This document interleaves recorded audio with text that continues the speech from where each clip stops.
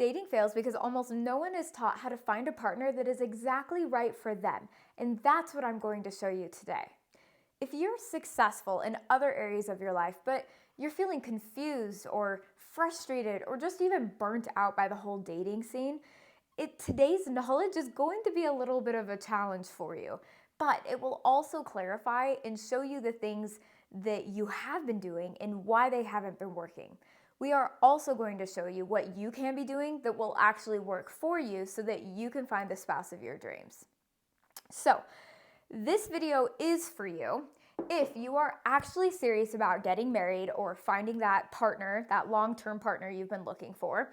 If you're done searching and you've spent years trying to just figure it out by yourself and you're done doing that. And this video is also for you if you're done following random people's advice that randomly found someone, got lucky, and then are calling their process some type of method that's been leading you astray. This video is not for you if you are looking for shortcuts. This video is also not for you if you think that chemistry and attraction and a spark from the very first date is going to fix all of your problems and build a wonderful foundation for marriage, because that's not actually how marriage is built. And this video is also not for you if you are 30 to 40 years old, no career path, living at home with your parents, smoking all the time. And trust me, I do get that quite a lot. If that is you, before you even watch the rest of this video, get up off your couch, move out, go figure out your life, and that might help fix your problem just right from the very beginning. And if not, come back and feel free to watch the rest of this video. So before we really dive into exactly what is working and what will work for you, we should probably spend just a couple minutes here talking about what really hasn't been working. And if that is something that you are really intrigued by, this will probably be one of the most grounding dating pieces of information that you have received in a long time. So let's start by talking about dating apps. Because really, dating apps don't fail because you are undesirable. Dating apps fail because they are simply set up to be a visual marketplace. And really what I mean by that is that it's a visual sorting process. Dating apps really focus on getting attention, they focus on dopamine hits, and they also focus on just creating a lot of volume. They're really actually set up and designed for you to fail. They are designed exactly like slot machines so that when you actually pull them at a casino, that dopamine hit drives you to stay on the app and continues to get matches. We don't want to let the tools that we have use us. So what you need to understand is that marriage is really built on a couple of key components. That's going to be character, that's going to be your personal capacity, and that's also going to be compatibility that you have under pressure, because everything can be fine when things are going well, but you need to be able to come up with what you need to be able to solve when things are heated, when things are under pressure. And so that's just gonna come down to your compatibility and your capacity to be able to handle that. Apps tend to create problems because they tend to get you to over-interview people. They also create like a ton of pressure for undercommitment because you seem to have an endless availability of choices. The other issue is that they also teach you to confuse chemistry and just physical attraction with alignment. And so the problem really isn't you, it's just the system that the dating apps are using for you. So let's now switch gears here and talk about matchmaking here for just a minute. Because matchmaking sounds better because it's supposed to feel really curated and processed specifically for you. But the problem really is that matchmakers spend a lot of time matching you based off of your credentials. They don't really focus on relational needs. So your credentials, like someone will go through and match you based off of your age, your location, your career path, your lifestyle. But what they're not teaching you is all of the essentials that you actually need. Things like how to bond with an actual partner or a spouse or someone that you are going on a date with. Things like what actually drain you and what things your capacity is available to take on. And they're also not teaching you what actually builds the love and romantic love and connection that you're really looking for that can be sustained over time. So the problem is that you end up going on dates with plenty of people that look really good on paper. But those dates don't end up really working out. And once again, it's not really you. It's just the system that's been designed there. The other issue with matchmakers that I find all the time is that people are paying $8,000 for 8 dates, $10,000 for 10 dates.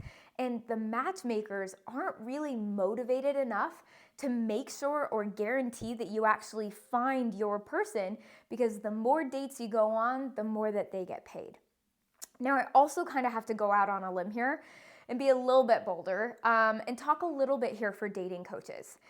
Because what most dating coaches are doing is the fact that they basically go through and say, well, what works for me is going to work for you. And that's like copying a business structure or a business model. And they said, I did this, this, and this to actually build my business. And so you can copy that and do that too. Here's the problem. And if you're a successful, ambitious entrepreneur, CEO, professional, medical professional, someone in your field that has actually taken the drive to create that career path and that financial stability for yourself, you have to understand that the skills that you're using to build your business and build your career path are quite often the opposite skills that you actually need to build a marriage. So you can't just copy business structure over to marriage structure, because those business skills do not equivalent to marriage skills. And so as a relationship strategist who's been married for 7 years, who has spent a lot of time, over 13,000 hours of research, really understanding what creates a successful marriage and what creates a lasting marriage versus just people that seem to have a really great start, but it just kind of fizzles out on the end. My goal for you and my goal for right now is to help you understand exactly what it is that you need, exactly what it is that you're really responding to, and exactly what type of people will actually sustain romantic love for you.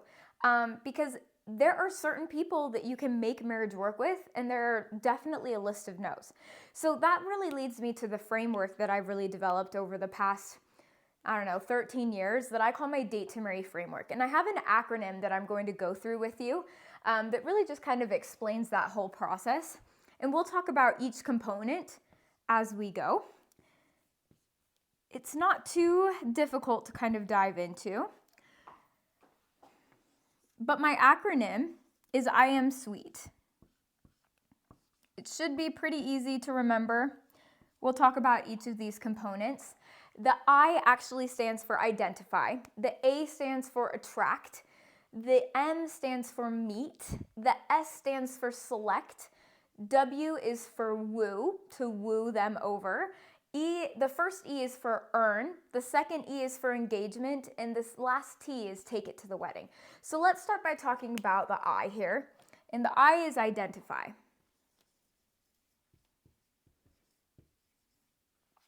So here's the thing that you really need to know. If you don't know what you're looking for, you will not be able to find it. Period. End of statement. That's like jumping on a game to play Where's Waldo, but not knowing what Waldo looks like. The same thing happens in dating all the time. And so people may think that they have an idea of what it is that they want, but this is the problem. Most people are actually comparing that experience to what they have tolerated in the past and what they know they can tolerate. That is completely different than finding out exactly what it is that you want and what you need in a partnership. So a lot of times you have to be able to take that time to diagnose exactly what it is that you're looking for. Are you someone that really has a high priority for recreational companionship, sharing the same hobbies? Are you someone that really has a high need for physical attractiveness? Are you someone that has a really high need for family commitment? And if you're someone like me that's been spending a lot of time building a family, and we got baby number 2 on the way here soon, that'll be something that you really want to evaluate in the very beginning and before you even take the time to start going on dates. You have to be able to identify what it is that's important to you and what is it that you need and what is it that you're looking for. Then once you know what it is that you're looking for, then we can talk about letter A, which is attract.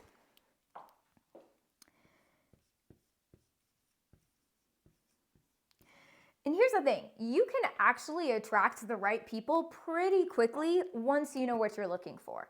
Why is that? Well, because if you actually know what it is that you're looking for, you know what it is that you want, you are no longer desperate for some random person that you've been on a date with to actually make that person or that date work.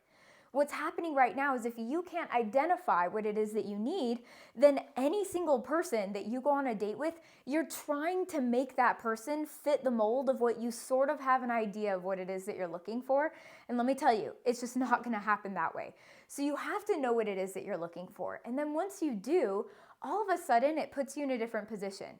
You go on a date with someone and you're like, oh, this was a nice date. You are a nice person.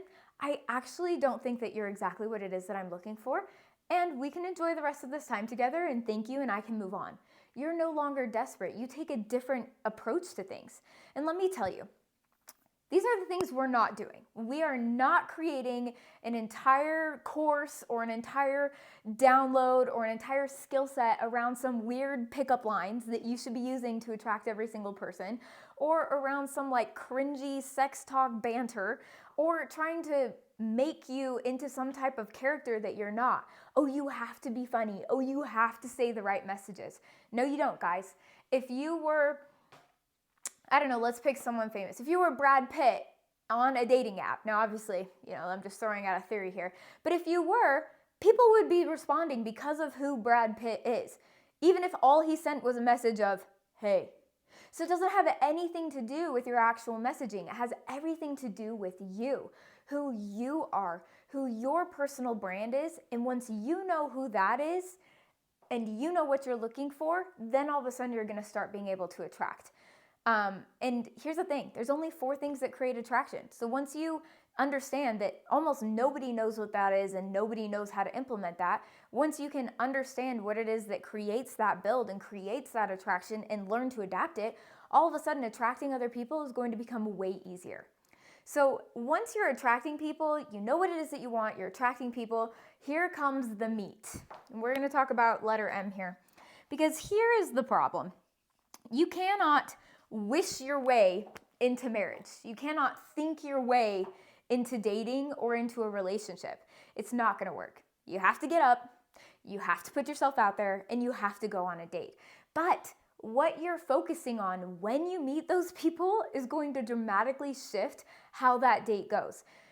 I mean, my Date to Marry framework has really been based on over 13,000 hours of research, but it's also been based on my personal experience of going on over 300 dates. And no, thank you for all the commentary, because I get this a lot. I did not sleep with a single one of those people that I went on 300 dates with, though many of them tried or wanted to. It was just not what I was looking for. And at the time, I was looking to date around and understand what it is that I really was looking for in a spouse. I highly recommend you all take the time to be in a season where you just meet people. You meet them, you get to know them, you try and figure out, do I like this person? Yes or no, why or why not? That's it. If you like that person, it's worth going on another date. And that's all you focus on date 1. Date 2, everything shifts, because now you know that you like this person, and so the dynamic changes a little bit, okay? Same with date 3, date 4, date 5, date 6. They all have and serve a different purpose in the dating cycle. And so this meeting phase is really an informational gathering phase, and your brain is like a computer. If you're trying to teach a computer the difference between apples and oranges, the first thing that it'll probably pick up is that oranges are typically orange, but apples, they come in a wide variety of colors. They can come in red, green, pink, kind of a yellow, peachy, orangey colors sometimes, right? And so the more data that you feed your brain, your computer, your AI system that you're teaching, what it is that you like when you meet people, the better off it'll get. Okay, oranges tend to be more round. Okay, let's give it some more data. Oh, oranges also typically happen to have a little point at the top and maybe a little bit of an indent at the bottom. Apples typically curve. Apples typically have a stem. There's so many different things that you can learn once you start feeding your brain data. And this meeting stage is crucial. It's crucial for this entire process. So then we have to talk about the switch. Because up until this point, all of this work comes down to exactly you. You. what you need to know in a relationship, what it is that you need, what it is that you want, how to become attractive, right? How you can attract the best version of yourself and how you can start attracting the people that like that version, and then going out and meeting people. And you're just putting yourself in a back burner position to just gather data. This is all about you. This is really where the switch starts to happen, is on the second half of this phase. So let's start by talking about this letter S here, which is to select. So this selection process is where things get a little bit entertaining, a little bit interesting, because most people think that when you select a person to date, that's when the relationship begins. And you are correct. That is the beginning of your relationship. It doesn't happen here. It doesn't happen here. It doesn't happen here. It happens when you start to build that relationship. So here's what you really need to understand, is that up to this point, this is all about kind of you. You. Figure out what you need, figure out what you want. When it comes down to the selection process, let's just say that you've been going on a lot of dates with a lot of different people, and you have like a pool, I don't know, you started with like a pool of like 20, and you've narrowed it down to like your top 2 or 3.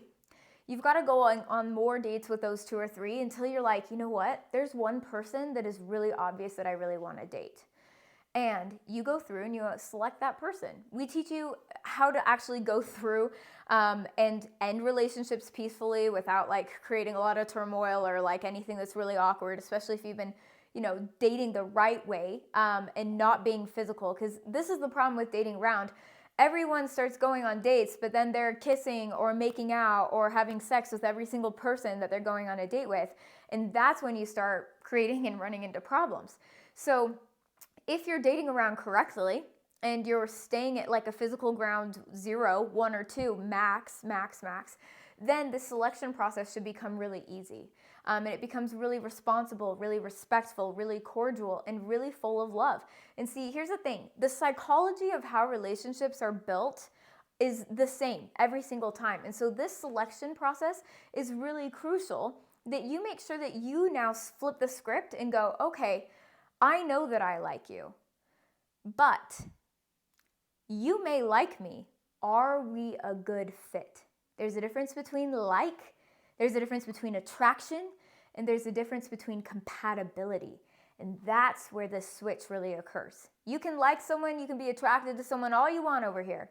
The minute that you decide to level up a relationship, you get exclusive, you go to a boyfriend or a girlfriend status, that's when you actually take the time to take that deep breath and do an evaluation before you ask them, would you like to be my girlfriend or boyfriend?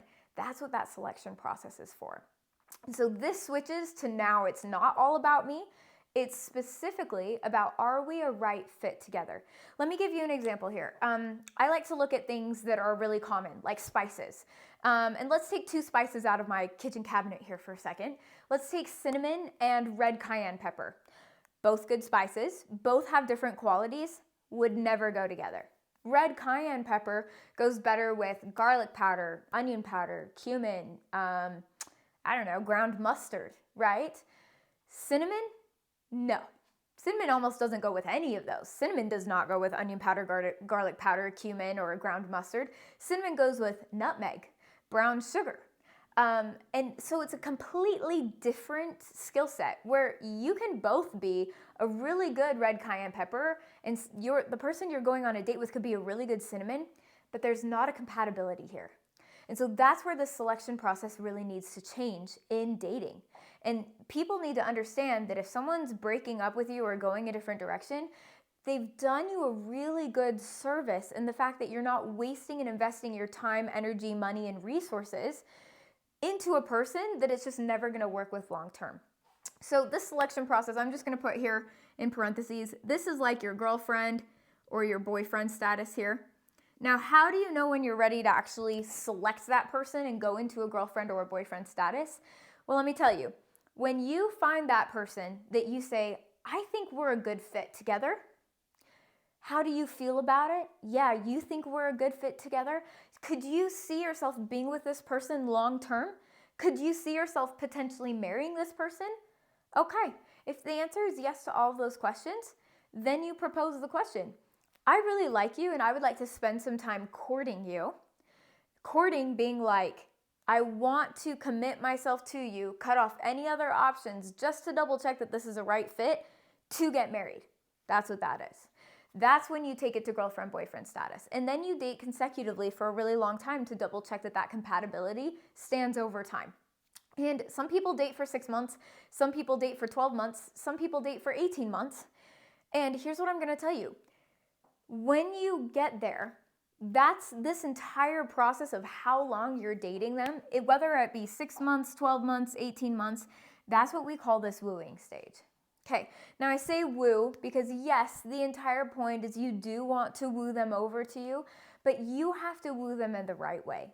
One of the things that I absolutely love about my husband and I's relationship is that when we were dating, we had a lot of really unique opportunities to get to know each other on several different occasions. And we broke up and ended up talking and getting back together.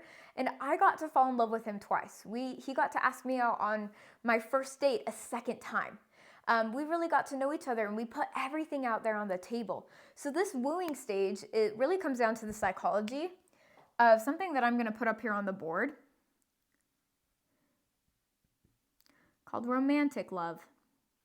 Okay, now what is romantic love? Because you can have caring love and you can choose to have caring love for someone. I can choose to care for my neighbor. I can choose to care for a dog, a cat, my parents, some friends. But you cannot choose romantic love. Romantic love is a reaction. So if you follow psychology and psychology principles, this is really fascinating to know. Basically, romantic love comes over time through the process of filling someone's emotional needs consistently. Now, what does that really look like? Well, let's look at this kind of like a bank. And most people are familiar with like a banking system, so I feel like this is a pretty appropriate analogy. But when you meet someone, you have a comfortable interaction, money goes into your cup, your love bank account per se, right? So you put money in with comfortable interactions, you take withdrawals out with uncomfortable interactions.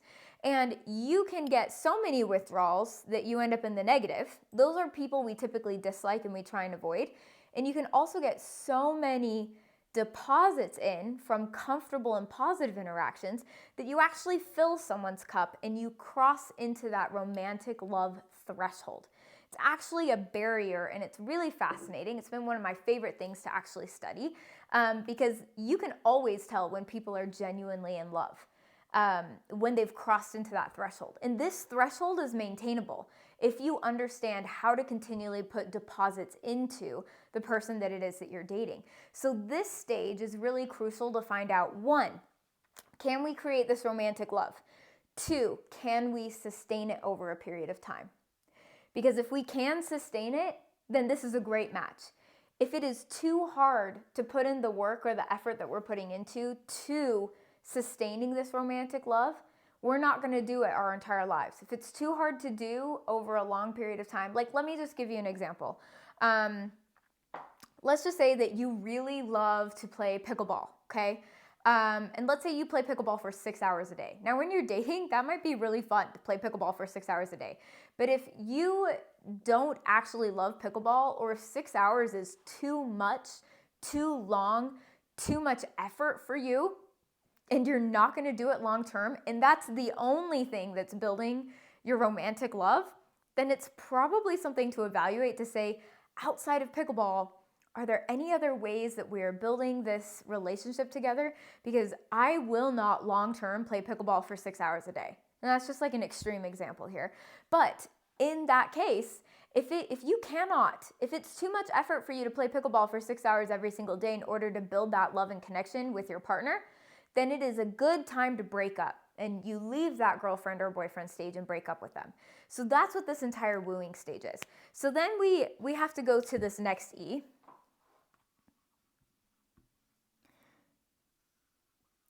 And I think that this is an important one to talk about because then you have to earn their trust. Yes, this wooing stage can create that romantic love, but you have to earn your keep here. You have to make sure that as you're communicating with someone, you're building and fostering that type of trust. Now, Tony Robbins, who is a really brilliant business owner and I think influencer, and also just has a really, really, really credible relationship with his wife, Sage. They talk about all the time how this is extremely crucial. And the first thing that kills a relationship is expectations. And so you have to understand that your love for them during this process of wooing them, this has to be an earned love to accept them for who they are. If you get married and then all of a sudden you're like, oh, I have all these expectations that you're cleaning the house perfectly every single day, or that you're taking care of all of these other things, or I expect you to spend some of this time with me, or I expect you to play pickleball with me for 6 hours a day, you're going to end up breaking and creating a lot of frustration in your relationship. So you have to earn that right to not only be completely, fully accepted, transparent. And I loved this for my husband and I's relationship, because during this earning phase, we put it all on the table. The good, the bad, the ugly, the trauma, whatever you want to call it, the problems that we had, the struggles, and also our goals and our aspirations. And we put all of that out there. This is a huge vulnerability stage. And that released all of the expectations of what we had potentially for each other. You're never going to find or date a perfect person. So stop looking. And if you really, let's be real here. If you really were to find a perfect person, do you really think they'd be interested in you? No one that is perfect would be interested in imperfect people. Dr. Seuss has this quote that says, when you find someone's weirdness that is compatible with your own, we call this mutual thing love. And that's what this process is. No one's going to be perfect. So you've got to be able to find someone, flaws and all, that you are totally comfortable with, that fills the needs that it is that you have, and that you can easily fill each other's needs and earn that complete trust and solubility. And that's when we start making that commitment. After you've gone through this vulnerability stage here in the earning process, this is when we get engaged. And so this is our engagement process. Okay, now when do we take it to engagement? When do we go and buy the ring, right? Let me tell you, when you know without a doubt that this is the person that you want to spend the rest of your life with, you're not thinking about other girls, you're not thinking about other guys, right? And you're committed to this person. The root of commitment means actually to cut off, to kill off. When you commit to someone, you cut off all other opportunities. If you get to this point and you're in this wooing and maybe in this earning stage a little bit, and you are thinking about other people, or you're thinking, what if I dated someone else? Or I'm really nervous because if I marry this person, what if I could have married somebody else? If you're thinking that at all, time to kill this relationship, go back to here. You got to start over. You can't do that. When you're here, this is a commitment of courting to get engaged and to get married. Now, here's the thing. That engagement says, I know that I'm ready to get married. I'm ready to get married to you, and I'm ready to commit to you for the rest of my life. That's when you pop the ring. Now, here's the thing, okay? You got to be really careful here. I see this all the time, and it is so frustrating to me. I see so many guys that literally go through and propose to a woman and never, ever follow through on the commitment to get married. They're just engaged for 6 years, 7 years, 8 years. Now, why? If you're engaged, you're committed to getting married. If you're not ready to get married, you're not ready to get engaged. And that's it. Plain, simple. If you're ready to cross that engagement, if you're ready to get married, that's what this is. And this means you plan the wedding. You pick a date. You find the time. And you know what? You don't have to have an elaborate or super expensive wedding. You guys could go elope and pick a date of where you're going to go. You guys could go to an all-inclusive resort somewhere around the world. A lot of times they'll even pay for your whole wedding because a lot of times you bring guests, right? So you can have whatever type of a wedding you want. You can make it elaborate, you can make it small, you can do whatever.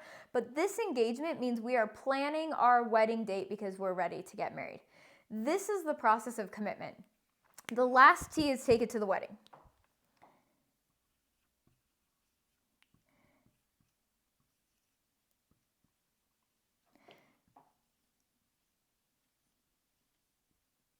Okay, now we got to talk about something really crucial here. Because most people plan a wedding. They don't take this to the wedding. Now, I see this all the time. I've seen it a lot, and it breaks my heart when I see people do this. But a lot of times what ends up happening is they build this wonderful relationship, they go through all this process, they get married, and then 1 to 4 years later, they fall out of love. And things get hard, and problems emerge, and all of a sudden, they've lost that connection, that spark, and that heartbreak. I spent 13,000 hours trying to figure out how that would never happen in my marriage, just to have it happen to me as well. And I didn't realize until, a few years into my marriage that we had lost some of these pieces that had actually built our foundation. But let me tell you, because of psychology and because of the way that things are built, you can and you will be able to maintain this love throughout your entire life. Love can be created. It can be sustained. It can also be destroyed. It can be lost, but it can also be recreated.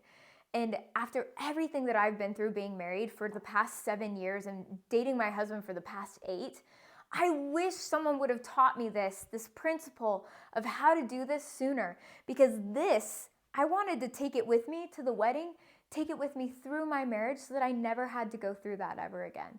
And so hopefully you found this a little bit helpful to kind of walk through my Date to Marry framework, because it's really important to us that when we go through as a relationship strategist, it's not just to date. It's not just to get married. It's to create a lasting relationship, a lasting partnership, and lasting hope, love, passion. Marriage is so beautiful and wonderful, and it does have its challenges. Honestly, the biggest mistake that most people make is expecting that this is going to be easy, and it's going to be hard. It's going to take some effort, right? There's going to be ups and downs, right? And there's going to be times where you have to take out withdrawals because you have to have hard conversations with your spouse. But it's about how many can we put the deposits back in. And if we're creating habits that are creating permanent withdrawals, we need to stop those habits so that we can clog the holes in our bank account and keep more of that romantic love coming in. And it's all possible, it's all feasible to do. So there's a couple of you that might be watching this video that have already booked a call with me. And if you have, hopefully this explained a little bit more about our methodology and our process.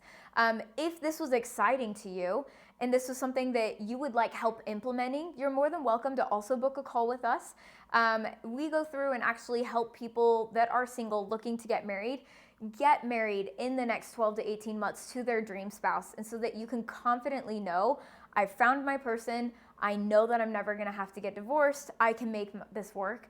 And so if that's at all interesting to you, feel free to book a call. Other than that, I hope that you found this interesting and I hope that you found this valuable. My name's Monique and I'm a relationship strategist, and my goal and my philosophy here is really to just help heal the world of the relationships that we all need. The family is the entire root of civilization, and we're missing a lot of that love. And my job, my calling, my role in life, per se, I feel called to bring love back to life, love back to the world. So feel free to like, share.